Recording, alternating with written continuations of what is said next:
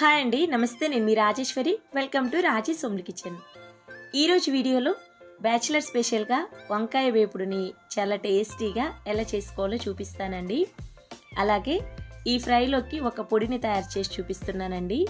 ఈ పొడి వేసి వంకాయ ఫ్రై చేయడం వల్ల రుచి అనేది చాలా బాగుంటుందండి.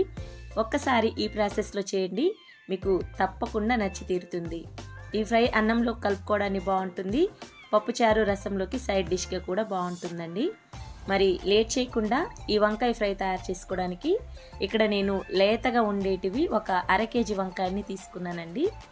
నెక్స్ట్ ఇప్పుడు ఈ వంకాయలు కట్ చేసుకునే కన్నా ముందు ఒక గిన్నెలోకి లీటర్ దాకా నీళ్ళు వేసుకొని ఒక 2 టేబుల్ స్పూన్ల దాకా ఉప్పు వేసుకొని ఆ తర్వాత వంకాయల్ని కట్ చేసుకొని ఉప్పు నీళ్ళలో వేసుకోవాలండి.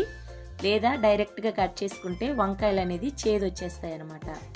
ఇలా మీడియం సైజ్ ముక్కల్లా కట్ చేసుకోవాలి మొత్తం వంకాయలన్నిటిని కూడా.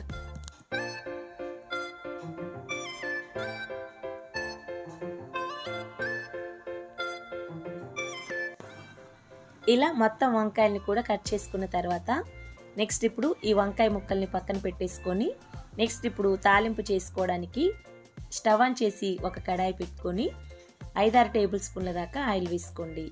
ఆయిల్ హీట్ అయిన తర్వాత 1 టేబుల్ స్పూన్ దాకా తాలింపు గింజలు వేసుకొని చిటపటమన్న తర్వాత 4-5 వెల్లుల్లి రెబ్బల్ని కచ్చపచ్చగా దంచి వేసుకోండి. ఆ తర్వాత మీడియం సైజుగా ఉండే ఒక ఉల్లిపాయల్ని కూడా కట్ చేసి వేసుకోండి. నెక్స్ట్ ఇందులోకి కొద్దిగా కరివేపాకు వేసుకొని ఈ ఉల్లిపాయ ముక్కల్ని ఒక 50% వరకు వేగనివ్వండి.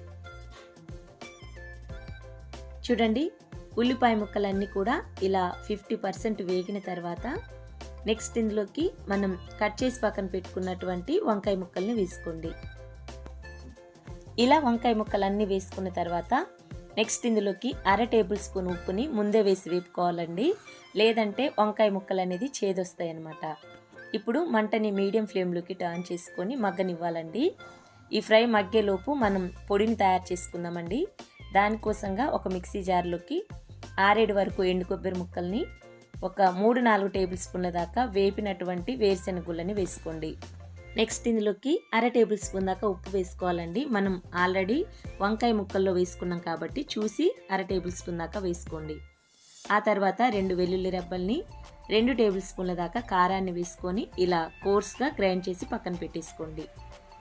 ఈలోపు చూడండి, మనకి వంకాయ ఫ్రై అనేది ఇలా చక్కగా వేగిందండి. ఇలా వేగిన తర్వాత అంతా కలిసేటట్లు ఒకసారి బాగా కలుపుకొని నెక్స్ట్ ఇందులోకి మనం పొడిని వేసుకుందామండి. చూడండి, వంకాయ ముక్కలు అనేది కూడా పైన తొక్క అనేది కొద్ది కలర్ మారి ఇలా సాఫ్ట్గా ఉడకాలన్నమాట. ఇలా ఉడికిన తర్వాత అర టేబుల్ స్పూన్ దాకా పసుపు, నెక్స్ట్ ఇందులోకి మనం గ్రైండ్ చేసుకున్నటువంటి కారపొడిని వేసుకోవాలండి. మీరు కారం ఎంత తినగలరో దానికి సరిపడ వేసుకొని మరొక నిమిషం వరకు లో ఫ్లేమ్ మీద ఫ్రై చేసుకున్నట్లయితే ఎంతో టేస్టీగా పొడి పొడిలాడుతూ వంకాయ ఫ్రై తయారైందండి. చాలా ఈజీ అండి చేసుకోవడం, టేస్ట్ అయితే చాలా బాగుంటుందండి. బ్యాచిలర్స్ కానీ ఎవరైనా ఈజీగా చేసుకోవచ్చండి. సో మరి ఫ్రెండ్స్, ఈ వీడియో నచ్చితే ఓ లైక్ చేసి తప్పకుండా మన ఛానల్ని సబ్స్క్రైబ్ చేసుకోగలరు.